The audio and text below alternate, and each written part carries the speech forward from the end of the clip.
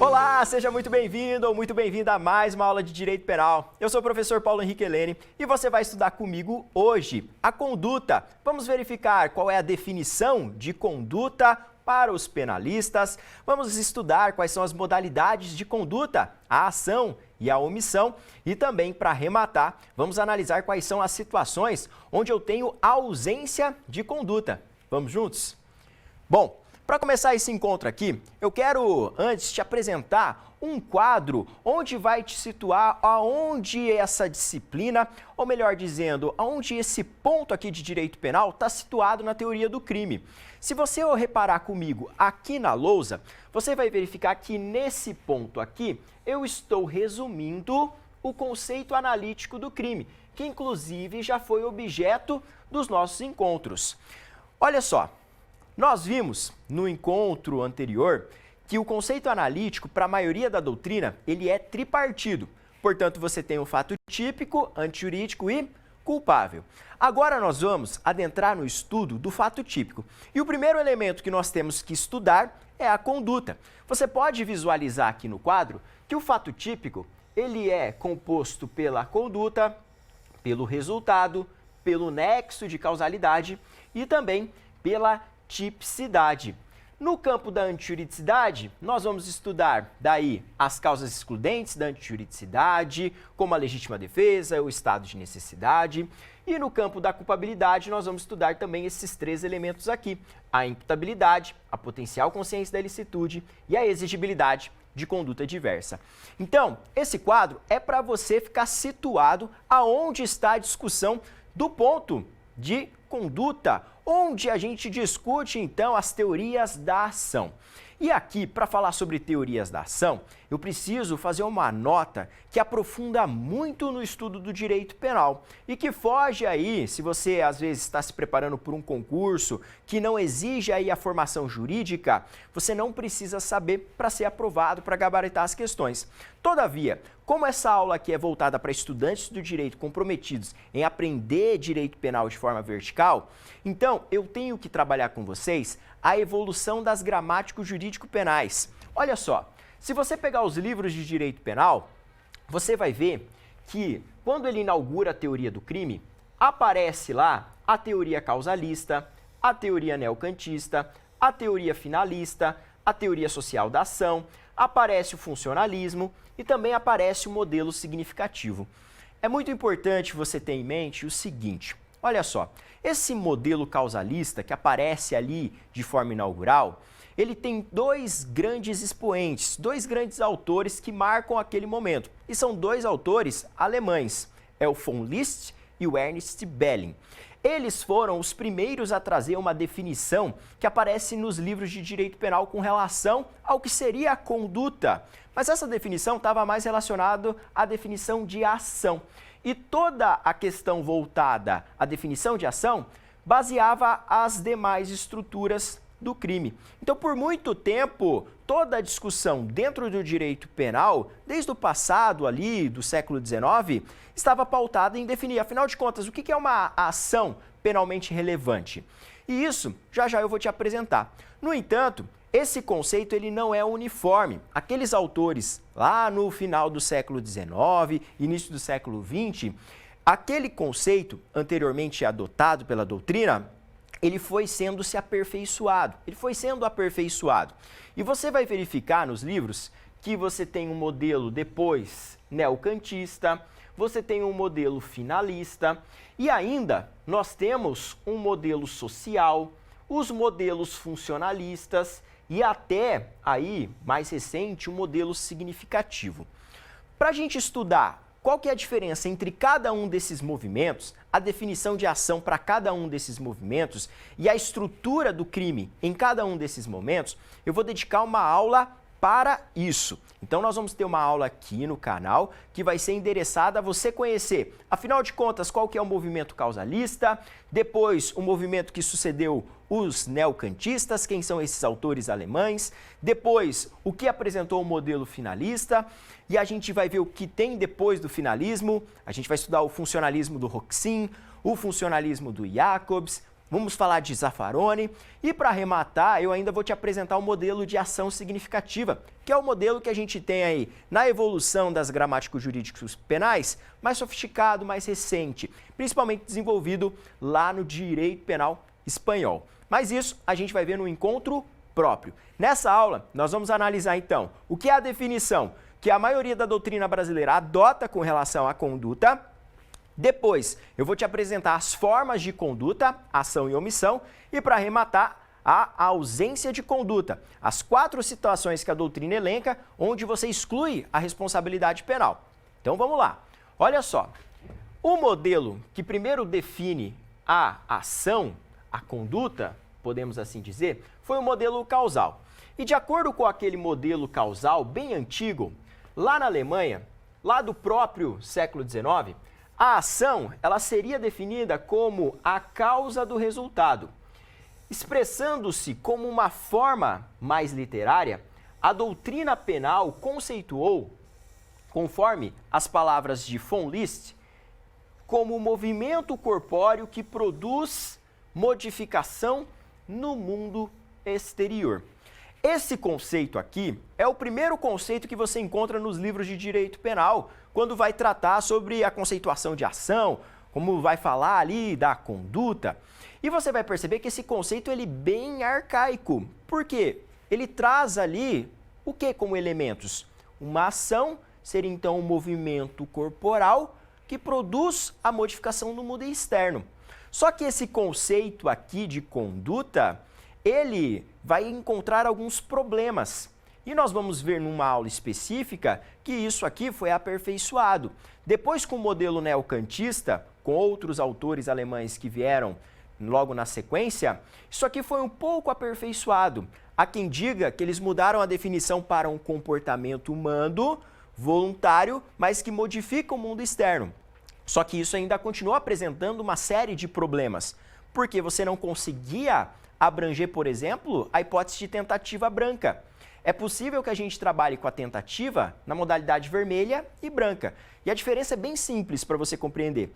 Uma tentativa branca é aquela que você não atinge a vítima. E a tentativa vermelha é que você atinge a vítima.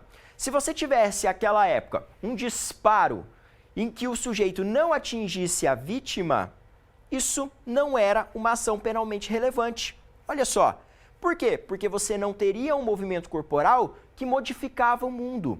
Entendeu? Então você vai encontrar alguns problemas nessa definição. E não é à toa que isso não é mais adotado. O conceito que foi incorporado pela maioria da doutrina brasileira é esse aqui, ó. É a definição a partir do modelo final, lá do Hans Welzel. O Hans Welzel é o pai do finalismo. Eu também vou te traçar quais são as características desse movimento, vou falar um pouco mais sobre a história do Hans Welzel, mas isso tudo na aula específica com relação a esse conteúdo. Aqui eu quero trazer para você a definição do Welzel. E ele dizia o seguinte, olha só, que a ação seria definida como o exercício da atividade final, ou seja, uma conduta dirigida a um fim ou objetivo. Nos livros de direito penal, você pode anotar, também aparece a seguinte definição do Hans Welzel com relação à conduta. A conduta seria, então, o comportamento humano, voluntário e consciente, dirigido a uma finalidade. E aí essa finalidade, então, quando você pensa em conduta, ela pode ser uma finalidade lícita, pode ser uma finalidade altruísta, como também pode ser uma finalidade criminosa, ilícita. Entendeu? Então, tudo o que você faz é endereçado a uma finalidade. E esse conceito aqui influenciou muito os autores brasileiros. E é a definição aí que mais se compatibiliza com o Código Penal atual, que foi reformado a parte geral, que teve a reforma da parte geral, ali no ano de 1984. Então, esse modelo finalista é um modelo ainda que prevalece aqui no Brasil. E é a partir dele que a gente vai estudar, então, as formas de conduta, tanto a ação como a omissão. Então você pode guardar que o nosso pressuposto aqui dessa aula é essa definição de conduta. Guarde então que eu tenho como conduta como um comportamento humano, voluntário e consciente, dirigido a uma finalidade. E que o pai desse conceito aqui é o alemão Hans Welzel, que foi um influenciador aqui da doutrina brasileira. E a partir disso, nós podemos observar duas modalidades de conduta que serão penalmente relevantes. A partir disso, você pode verificar comigo que a conduta ela pode ser uma conduta comissiva ou uma conduta omissiva. A conduta comissiva quer dizer que é uma ação. A conduta omissiva quer dizer que nós estamos diante de uma omissão. Beleza? Então, são essas as duas formas de conduta tradicionalmente elencadas nos livros de direito penal. Tudo bem até aqui? Fácil. Olha, eu preciso te advertir que esse conceito aqui final, que a gente trabalhou até então, que eu falei para você anotar no seu material, ele, para alguns autores, já se encontra superado. A gente vai estudar na aula lá específica com relação à evolução das gramáticos jurídico-penais, que esse conceito ele foi mudando. Na visão dos funcionalistas, ele já é diferente. No modelo de ação significativa, ele já é diferente. No entanto, como esses modelos aí influenciaram não com tanta ênfase a doutrina brasileira, eu vou te apresentar então o que tradicionalmente a maioria fala e é dessa forma aqui, por exemplo, que vai cair num concurso público, que vai cair, por exemplo, no exame da OAB. Vamos então entender, afinal de contas, o que é uma ação e o que é uma omissão para fins penais. Olha aqui no quadro. A ação é muito fácil. É a conduta comissiva, ou seja, aquela que exige um fazer. A maioria dos tipos penais descreve comportamentos comissivos por meio de verbos, como, por exemplo, matar, constranger, subtrair, destruir. Então, o que você tem que armazenar e colocar aí no cantinho do seu caderno? A ideia de ação é um comportamento positivo. Então, fazer algo, isso é uma ação. A maioria dos tipos penais no Código Penal, se você for folhear ali a parte especial, você vai verificar que traz alguns verbos e aí isso corresponde à ação. Então, o verbo matar, então o sujeito vai lá e mata, praticou uma ação, que vai lá e subtrai, que constrange e assim por diante. A maioria dos tipos penais é assim, beleza? Agora, você tem que cuidar com a omissão, porque a omissão, o raciocínio aqui, ele é diferente. A conduta omissiva é aquela em que há a não realização de um comportamento previsto no tipo penal. Não é uma mera inação, mas sim não realizar um comportamento esperado, podendo, no caso concreto, o agente realizar alguma outra coisa. Ao invés de realizar a conduta esperada, de, por exemplo, salvar uma vida em perigo, o omitente, ele fica inerte ou faz outra coisa. Por exemplo, ele faz ginástica, nada na praia, vai ao supermercado. Então, em resumo, você tem que colocar que a ideia geral de omissão, ela está relacionada a uma abstenção de comportamento.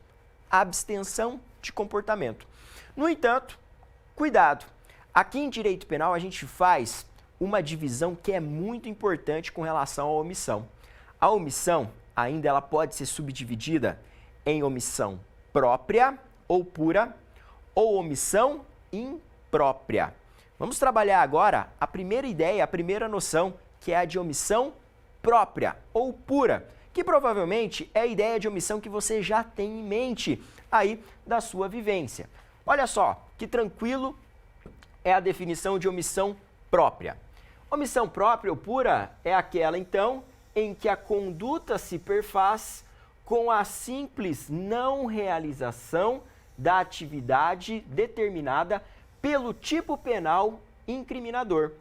Em geral, o tipo omissivo puro pode ser reconhecido pela expressão deixar de. Então, olha só, a ideia da omissão pura é de deixar de fazer algo, algo que a norma manda, beleza? Então, um exemplo de tipo penal, onde você tem uma omissão pura ou uma omissão própria, é o crime de omissão de socorro. Dá uma olhadinha aí, lá no artigo 135 do Código Penal. Dá um pause no vídeo, abre aí o site do Planalto e olha lá o 135. Você vai ver que aquilo lá é um tipo penal omissivo. E lá você tem consagrado essa ideia de deixar de. No Código de Trânsito Brasileiro também a gente tem a omissão de socorro, mas quando você tem uma situação ali que envolve, por exemplo, acidente de trânsito, entendeu? E olha só, para complementar aqui, com efeito, o agente deixa de realizar o comportamento descrito na norma mandamental. Em outras palavras, ele deixa de fazer o que a norma manda. Insta a acrescentar que os crimes omissivos puros são classificados como os crimes de mera conduta. Lembra da aula de classificação de crimes? Nessa aula, eu trouxe para você a definição de que é um crime material, formal de mera conduta.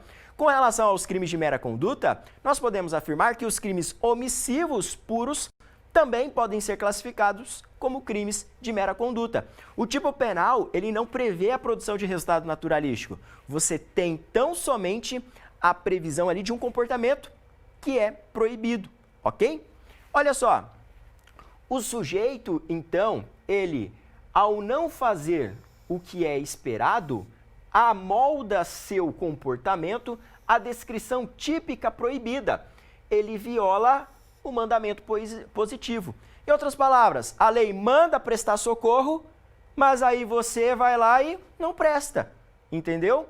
Você, com esse comportamento, acaba ali incorrendo nas sanções do artigo 135 do Código Penal, por exemplo. Viu que tranquilo a ideia? Então, ó, para você armazenar então a ideia de omissão pura ou própria, lembra disso, sempre é a ideia de deixar de fazer o que a norma manda. Por outro lado, é diferente o raciocínio na omissão imprópria.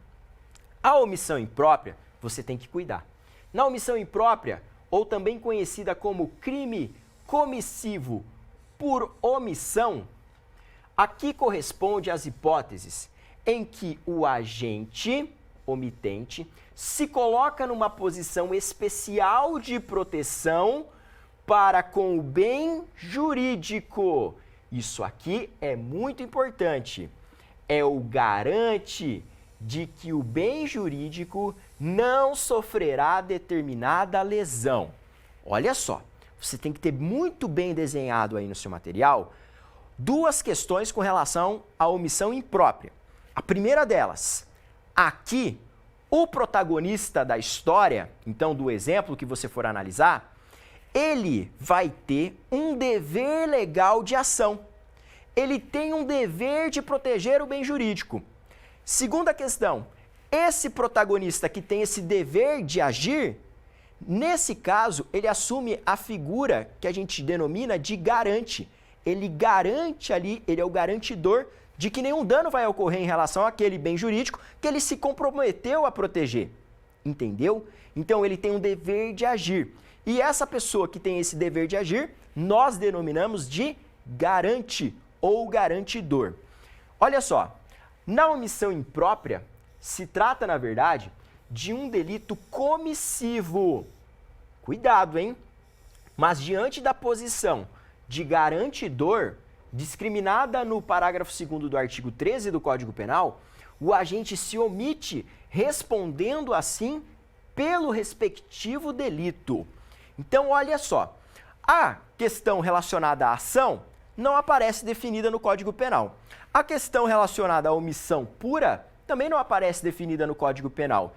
Por outro lado, a omissão imprópria, ela tem um artigo lá no Código Penal. Na verdade, não é um artigo inteiro, é um pedaço de um artigo, é um parágrafo, que é o parágrafo 2º do artigo 13. O artigo 13 caput fala sobre o nexo de causalidade. Você vai ver comigo que o parágrafo 1º traz para nós uma situação de concausa. E a relevância da omissão aparece no parágrafo 2º, que eu te mostro agora, porque isso é muito importante. Olha só, com relação à relevância da omissão, o Código Penal está falando aqui da omissão imprópria. Da omissão imprópria, ok? E olha só o que está disciplinado no Código. A omissão é penalmente relevante quando o omitente devia e podia agir para evitar o resultado. O dever de agir incumbe a quem? Aí são 3 situações. Tenha por lei obrigação de cuidado, proteção ou vigilância. De outra forma, assumiu a responsabilidade de impedir o resultado. Ou ainda, com seu comportamento anterior, criou o risco da ocorrência do resultado. Bom, diante da leitura desse dispositivo aqui, a doutrina coloca uma série de exemplos. Você pode perceber, então, que a ideia da omissão imprópria está pautada no dever de agir. Na linha A, como visto, esse dever de agir decorre da lei. Na linha B, decorre de um dever, podemos assim dizer, contratual, porque a pessoa ela assume ali a responsabilidade de cuidado. E na linha C, você teria um dever de ingerência. Afinal de contas, você criou aquele risco. Que exemplos eu poderia trazer aqui para vocês e que recorrentemente aparecem em provas? Com relação à primeira linha ali, a linha A, um dever legal. Pensa comigo no caso do policial. Um policial, por exemplo, ele tem o dever de efetuar uma prisão em flagrante ou ele tem a faculdade de efetuar uma prisão em flagrante? Se você olhar o artigo 301 do Código de Processo Penal, lá você tem a prisão em flagrante. Qualquer pessoa pode dar voz de prisão, correto? Isso é uma faculdade. A lei fala que ele pode. Você, se não é, por exemplo, um policial, você pode. Mas se não fizer, não há problema algum. Agora, um policial que se depara diante de uma situação de flagrante delito, ele olha a cena e não faz nada. Nessa situação, muito cuidado, porque o policial ele tem o dever de efetuar a prisão. Ou, se por exemplo aqui tem uma superioridade numérica, ele tem que o dever de comunicar, certo, o batalhão e chamar o reforço para capturar aqueles agentes. Então ele tem um dever de atuação. Se ele se omite, se ele se abstém, ele responde pelo fato que está sendo praticado, como se fosse autor daquele fato. Essa é a ideia da omissão imprópria. Entendeu? Na linha B, eu já vi questões em prova também muito sofisticadas falando, por exemplo, da conduta de um salva-vida. Um sujeito foi contratado para cuidar das crianças na piscina de um clube, só que o vínculo dele era informal. No entanto, ele assumiu a responsabilidade ali de cuidar das crianças. Num dado momento, ali na tarde ensolarada, ele acaba se distraindo, mexendo no celular, e nesse momento uma criança se afoga na piscina. Nesse caso, o salva-vida responde penalmente? Ele responde. Se a criança morre afogada, ele responde pela morte da criança, a título de omissão imprópria. Então perceba, ele aqui acaba virando o protagonista, porque ele tinha o dever de proteção da criança, cuidar das crianças, então ele é o garantidor. No entanto, nesse meu exemplo, ele por culpa, ele sendo descuidado, acabou provocando a morte da criança. Você vai perceber que a omissão imprópria, a responsabilidade aqui do protagonista, do garante, ela pode ser por meio do dolo, se ele tinha a intenção, então, de se omitir, ou por culpa, quando ele quebra um dever de cuidado. Então, no exemplo que eu dei do salva-vida, a criança se afogou porque ele pegou e ficou distraído no celular. Culpa. Agora, se ele vê a criança se afogando, cruza os braços e pensa assim, azar dessa criança, foda-se, né, que morra. Nesse caso aqui, responde por homicídio doloso. Entendeu? Então, é esse raciocínio. Eu já vi uma questão no exame de ordem, invocando essa questão do exemplo do salva-vida, que aparece em vários livros de direito penal, falando que o salva-vida estava ali na beira da piscina, se distraiu olhando para uma moça de biquíni. Ficou olhando para a moça lá e uma criança se afogou na piscina. Nesse caso aqui, ele responde pela morte? Óbvio que sim, quebrou um dever de cuidado, faltou atenção. Nesse caso, responde por homicídio culposo. Percebeu então?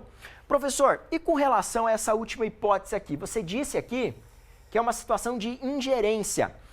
Esse nome aparece na doutrina. Quando a gente, então, cria uma situação de risco, ele tem que evitar que o risco ali produza um resultado danoso. Eu já vi, por exemplo, em livros, o seguinte exemplo. O sujeito está numa festa, empurra o amigo na piscina, só que o amigo não sabe nadar. Nesse momento, ele vê que o amigo está se afogando e ele não faz nada. Percebeu? Ele criou a situação de perigo. E aí ele se abstém logo na sequência? Nesse caso, haverá responsabilidade penal, porque ele tem o dever ali de ação. Entendeu? Então, esses são os exemplos que a gente trabalha no campo da omissão imprópria.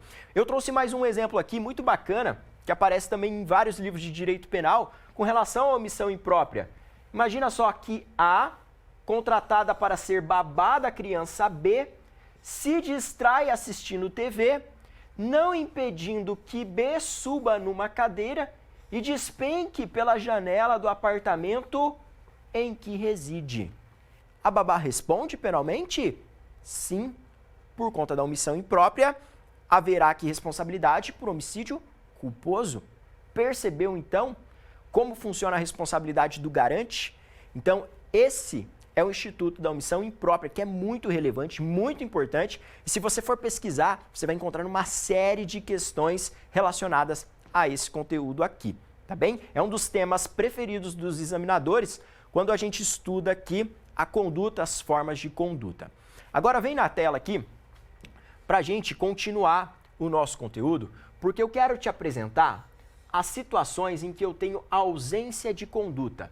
Significa dizer, então, que não haverá responsabilidade quando houver um caso fortuito, quando houver movimentos reflexos, quando o agente estiver em estado de inconsciência ou quando o agente sofrer uma coação física irresistível. De forma esquematizada, eu posso te afirmar, então, o seguinte. Se a gente olhar para o conceito analítico do crime, a gente tem, então, e você já está careca de saber, um fato típico, ilícito e culpável. Você está verificando comigo que a conduta faz parte do fato típico. É o primeiro elemento aqui que a gente analisa. Esse conteúdo que a gente vai ver agora diz o seguinte: se presente algumas dessas situações aqui, uma dessas 4 situações, eu vou eliminar a conduta, por via de consequência você elimina o fato típico, por via de consequência você elimina o crime e não haverá responsabilidade penal. Em outras palavras, eu vou te ensinar agora 4 teses que você pode utilizar na defesa de um cliente, se você for advogado ou quando você for advogar. No exame de ordem, por exemplo, na segunda fase, o candidato ele tem que fazer uma peça prático-profissional. Isso aqui, eventualmente, pode ser a tese de direito penal que você vai ter que utilizar para absolver o cliente lá no exame de ordem. Ou na prática, entendeu? Olha o grau de importância desse conteúdo. Você vai aprender agora comigo 4 teses defensivas que eventualmente podem ser utilizadas para absolvição. Porque, se presentes, elas eliminam a conduta, seja ação ou omissão, por via de consequência o fato típico e por via de consequência o crime. E se eu elimino qualquer um dos elementos do crime, automaticamente não há responsabilidade penal. Entendeu? Vamos lá. O que quer dizer caso fortuito? Essa questão do caso fortuito, olha só, não aparece em todos os livros de direito penal. No livro do professor Luiz Regis Prado, ele traz sim o caso fortuito como uma hipótese que afasta a conduta. E ele diz para nós o seguinte, que entende-se por caso fortuito o resultado praticado independentemente da conduta voluntária do agente. O acontecimento não decorre de ação ou de omissão dolosa ou culposa, mas sim de um fato imprevisível. Então a ideia de caso fortuito citada pelo autor está relacionada a um fato imprevisível, ok? Professor, me dá um exemplo. Olha o exemplo que o próprio Regis Prado traz. Imagina que A dirige normalmente seu automóvel em viagem de férias, quando, em determinado momento, ocorre o rompimento da barra de direção do veículo, que, desgovernado, sai da pista e atinge o transeunte B, causando-lhe lesões corporais graves. Nesse caso, o motorista responde pelas lesões? Sim ou não? Se constatado a ocorrência de caso fortuito, não responde. Inexiste ação, por via de consequência, fato típico, crime e responsabilidade penal. Entendeu? E perceba aqui que absolutamente do nada rompeu a barra de direção. Você está dirigindo seu veículo, rompe a barra de direção, você perde o controle do carro e atropela um pedestre. Nessa situação você responde? Pelo exemplo aqui, pela hipótese doutrinária elencada, não há responsabilidade penal. É importante eu lembrar para você que essas hipóteses onde eu não tenho a conduta, elas não aparecem no Código Penal. Isso são construções doutrinárias, você só encontra nos livros de direito penal, ok? E olha só, a próxima situação que eu te apresento é o movimento ou atos reflexos. Movimentos ou atos reflexos. Olha que interessante isso. São atos reflexos puramente somáticos, aqueles em que o movimento corpóreo ou sua ausência é determinado por estímulos dirigidos diretamente ao sistema nervoso. Nesses casos, o estímulo exterior é recebido pelos centros sensores que transmitem diretamente aos centros motores sem intervenção da vontade, como ocorre, por exemplo, em um ataque epiléptico. Olha isso. Então, aqui é um impulso, é um ato fisiológico que você não tem domínio, tá bem? Você já foi no médico e ele já testou o seu reflexo? Olha aqui, vamos nessa câmera aqui que você consegue me ver em pé. Olha, nesse caso, imagina que você chega lá e você senta na maca e o médico pega aquele martelinho e vai testar seu reflexo. O que ele faz? Ele dá uma martelada no seu joelho, não é? Bate lá e você, de forma involuntária, dá um chute no ar. Nessa situação aqui, você tem domínio desse chute? Imagina, por exemplo, uma situação esdrúxula. O médico deu uma marteladinha, você dá esse chute, quebra o nariz do médico. Você responde penalmente nessa situação? E aí? Você responde penalmente? Quebrei o nariz do médico, professor, porque ele me deu aquela marteladinha? Não, porque aqui houve um movimento reflexo. E, por via de consequência, não há que se falar em conduta. Beleza? Então, é um estímulo ali interno ou externo que o organismo sofre e que você não tem domínio. É o caso, por exemplo, de um ataque epiléptico. Também tem as excitações sensitivas. Na doutrina, por exemplo, o Luiz Regis Prado coloca lá um espirro. Atiu, você deu aquele espirro. Você não tem domínio disso, entendeu? Isso é um movimento, um ato reflexo. E que exemplos, professor, isso pode aparecer? Como que isso pode aparecer num caso? Olha só, imagina que ao volante de um automóvel venha a sofrer um imprevisto ataque epiléptico, causando involuntariamente o atropelamento e morte do pedestre B. Entendeu? O sujeito estava conduzindo o veículo, teve um ataque, perdeu o controle do carro. Movimento ou ato reflexo. Beleza? Excitações sensitivas, como eu disse, tosse, espirro, também entrariam nesse contexto aqui. Agora, muito cuidado, porque eu já vi questões de prova querendo confundir os candidatos falando o seguinte, que ações em curto-circuito entrariam nessas situações aqui. Opa, professor, ação em curto-circuito? O que seria uma ação em curto-circuito? Olha, o professor espanhol Muñoz Conde, ele diz o seguinte, os atos em curto-circuito e as reações explosivas não se confundem com movimentos reflexos, pois neles existe vontade, ainda que de maneira fugaz, sendo, portanto, susceptíveis à dominação finalística. Professor, o que quer dizer isso? Ação em curto-circuito, ação explosiva? Imagina o sujeito que chega em casa, pega a mulher na cama com outro.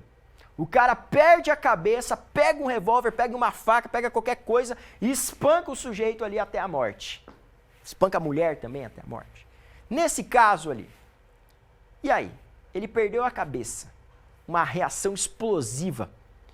Isso, gente, se amolda aquela questão, inclusive, que a gente estuda lá no homicídio privilegiado, a ideia de violenta emoção. Então, sujeito perdeu a cabeça, agindo mediante violenta emoção, foi lá e praticou um homicídio. Isso aqui, eventualmente, você pode discutir para reconhecer o privilégio no caso desse homicídio, ou seja, aquela causa de diminuição de pena que você encontra lá no artigo 121, parágrafo 1º. Todavia, isso é completamente diferente do que eu disse com relação aos movimentos ou atos reflexos. Porque no movimento ou ato reflexo você não tem domínio, ok? Aqui você tem. Você perdeu a cabeça, mas você tinha o controle ainda finalístico da sua ação. Percebeu a diferença? Então, essa situação não elimina a responsabilidade penal. Eventualmente, a gente pode discutir num privilégio para diminuir a pena. Todavia, para falar aqui que isso exclui a ação e a responsabilidade penal, isso é errado. Guardou? Anotou no seu material? Muito cuidado com esse ponto.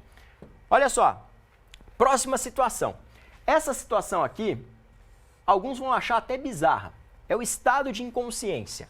Diz o seguinte, a doutrina: a conduta pode restar afastada em determinados estados do organismo humano que anulam o caráter pessoal da conduta, como ocorre, por exemplo, com ações realizadas por alguém em estado de sonambulismo ou ainda hipnotismo. A doutrina fala, o sonâmbulo, ele não tem controle ali da vontade dele, estado inconsciente. Se ele praticar algum ato que se amolde, por exemplo, numa figura típica, não há que se falar em responsabilidade penal. Se você pegar um sujeito que está hipnotizado em hipnose profunda, também não há que se falar em responsabilidade penal. Entendeu? Então são alguns exemplos que a doutrina traz. É claro que na prática visualizar isso, sendo bem sincero, eu nunca vi. Não sei se eu vou ver, entendeu? Mas a doutrina traz inclusive exemplo. Olha só o exemplo que eu te apresento. Imagina que A é um sonâmbulo, pisoteia a cabeça da criança B, que estava deitada no chão. Então, o sujeito lá, sonâmbulo, caminhando, pisa na cabeça da criança. Entendeu? Seria esse tipo de situação. Bizarro. Mas é isso que a gente encontra na doutrina. E para arrematar, a última situação que nós temos com relação à coação física irresistível é definir o que é isso e por que isso afasta a conduta. É o seguinte, gente. Aqui ocorre uma força física irresistível. Nas hipóteses em que opera sobre o homem uma força de tal proporção que o faz intervir como uma mera massa mecânica. Essa força física pode provir da natureza ou ainda de uma ação de uma outra pessoa, de um terceiro. Olha só isso aqui. Então, professor, você quer me dizer que se eu sofro uma coação física irresistível, que eu não consigo reagir, então não tem conduta? Me dá um exemplo para isso ficar melhor? Claro. O exemplo que isso pode decorrer de uma força da natureza, imagina que você está ali dentro de um rio, numa correnteza, você é arrastado e em razão da força da correnteza você é projetado contra outra pessoa e acaba provocando lesões nessa pessoa. Entendeu? Nós temos aqui uma coação física irresistível. E também isso pode decorrer de um ser humano. E aqui a doutrina traz alguns exemplos interessantes. A, com força superior a B, obriga-o a vibrar um golpe de punhal contra o corpo de C. Olha que interessante isso. Mas perceba, olha, tá vendo aqui? Esse é o meu pincel, certo? Mas imagina que isso é um punhal. Vem um terceiro, pega a minha mão e projeta contra o corpo da vítima. Essa é a ideia da coação física irresistível. No entanto, o sujeito tem que ser muito mais forte do que a pessoa aqui que sofreu a coação. Essa coação, ela tem que ser irresistível. Então você tem que se imaginar que é uma pessoa muito forte, mas muito forte, que pegou sua mão e cravou no peito da vítima. Entendeu? O outro exemplo aqui, ó, é um exemplo mais, assim, vamos dizer, universitário, né? A, de forma inesperada, empurra B com força dentro da piscina, chocando-se contra a criança C, que vem a se afogar e morrer. Conquanto seu corpo tenha causado a morte de C, B não realizou conduta do ponto de vista penal. Imagina, você está lá no churrasco, chega aquele seu amigo retardado, te empurra na piscina, seu corpo é projetado para trás, você bate numa criança, a criança cai na piscina e morre afogada. Você, que foi empurrado, responde penalmente? O que você invoca tecnicamente para excluir sua responsabilidade penal? Coação física irresistível. Coação física irresistível. Percebeu, então? Aqui o raciocínio é que a pessoa ela não consegue se movimentar, tá bem? Não consegue se movimentar. Isso que eu quero que você guarde. E para a gente concluir esse encontro com chave de ouro, tem um grande pega de prova que é querer confundir o raciocínio da coação física irresistível com o raciocínio de outra situação, que é a coação moral irresistível. Vem aqui na lousa. Cuidado, isso aqui é pegadinha, tá bem? É pegadinha de prova. E eu já vi muitas questões nesse sentido.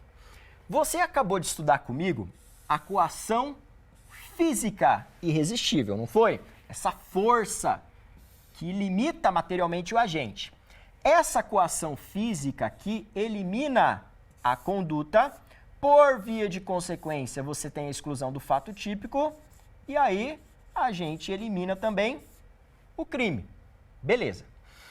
A coação moral é diferente. Isso aqui também funciona como uma tese que pode excluir a responsabilidade penal. Afasta a exigibilidade de conduta diversa, que faz parte da culpabilidade. Se demonstrado que houve coação moral irresistível, aqui também a gente exclui o crime. Todavia, o crime é excluído porque é eliminada a culpabilidade. Então perceba, coação física elimina a conduta, fato típico e o crime. Coação moral elimina a exigibilidade de conduta diversa, a culpabilidade e o crime. Então, ela atua uma e outra em momentos diferentes quando a gente está analisando a definição analítica do delito. E por que os concursos gostam de trabalhar esse pega? Porque ele chega na hora da prova e substitui. Fala lá, por exemplo, é hipótese de ausência de conduta a coação moral irresistível. Tá certo ou tá errado? Tá errado. É a coação física que afasta a conduta. Ou vai colocar lá na prova, é hipótese de inexigibilidade de conduta diversa a coação física irresistível.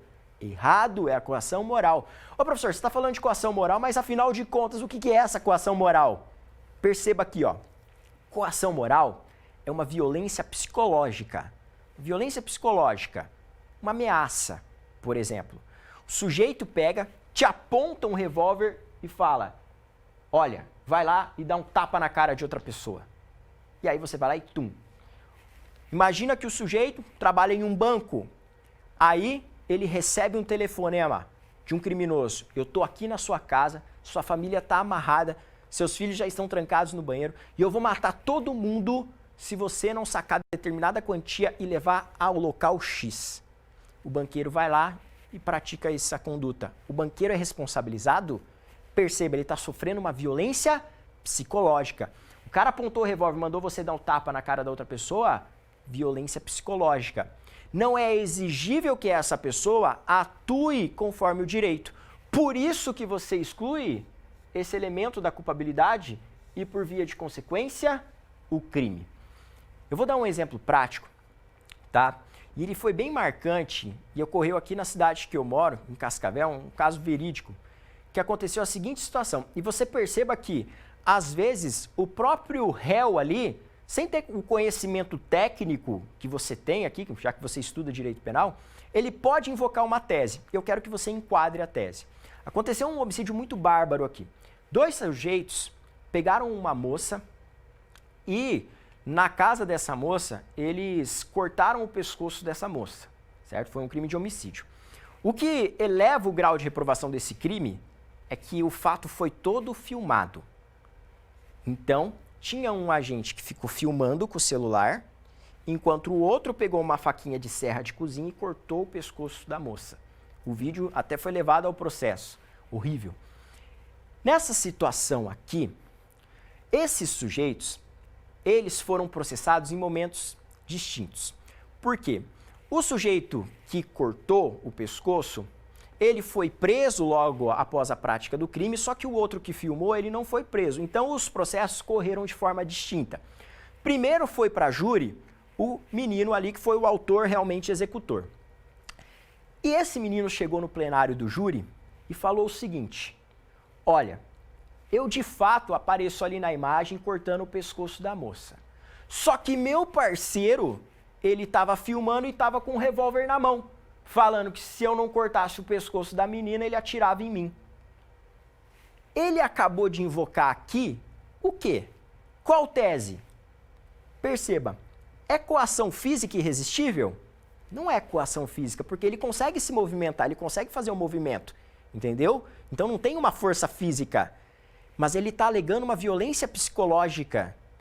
Então a tese desse sujeito era de coação moral irresistível.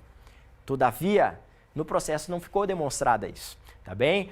Nos vídeos, no próprio vídeo, tinha conversa entre eles, dava para ver que não tinha coação nenhuma. Ele inventou essa história, ambos foram condenados no final, certo? Mas só para você ver como isso pode aparecer num caso prático e que até o réu, sem ter conhecimento técnico disso, consegue inventar uma história que se amolda à tese defensiva.